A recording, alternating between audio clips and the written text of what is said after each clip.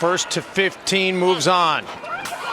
And there it is. Muhammad ducks the assault. When I qualified for the Olympic team, the focus was about me being the first Muslim woman in hijab to represent Team USA at the Olympic Games. She will become the first American athlete to compete in the Olympics wearing a hijab. The traditional covering worn by some Muslim women. Do you know how important that is? And what is a hijab?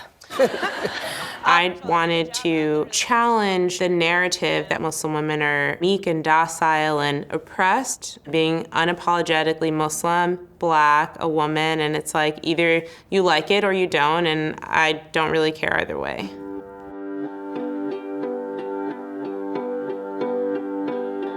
I've always been super active. As a kid, I played softball, I tried tennis, I ran track. My teammates wore tank tops or shorts, but my mom always had to adjust the uniform so it would adhere to the tenets of my faith. When I was about 12 years old, my mom and I were driving past the local high school and we saw athletes that had on long jackets, long pants, and they had on these masks. That's when we discovered fencing. Once I found fencing, it was the first time where I looked like my teammates, and that was just this really gratifying experience for me. As a young athlete, I really looked up to Serena and Venus. They never conformed to what the tennis community wanted them to be, and through their prowess, they forced society to accept them as they were, and that was something that I wanted for myself within fencing. When I qualified for the Olympic team, my life immediately changed. Can I? Yes. Oh, I thought you were wearing like a shield. No, that's abs. Those are abs. How many swords do you have? A bunch. Do you want one? Yes. Yes. Target area is from the waist up. Anywhere you see silver, valid target. Waist up? Waist up. Good to hear. When Team USA marches into the next Olympics, one of the Americans waving the red, white, and blue will be a fencing champion wearing her hijab.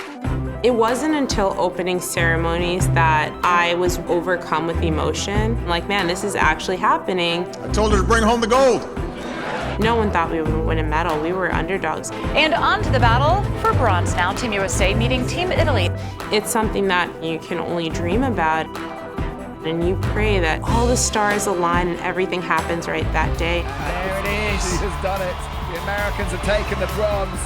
When it happened, I'm like, oh my God, like I can't believe this is happening. From the time I walked onto the podium to the time they put the medal around my neck, literally just like complete disbelief. I was just like fighting back tears and just like very, very thankful. You can't ask for a better day.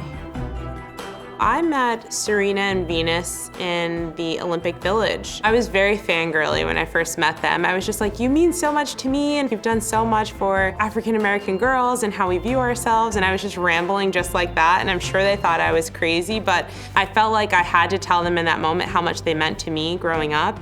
And now I get a ton of fan mail and even personal encounters with parents and their kids about what it's meant for them to see a Muslim woman who observes the hijab not just be a member of Team USA, not just medal at the Olympics, but have that ability to do so.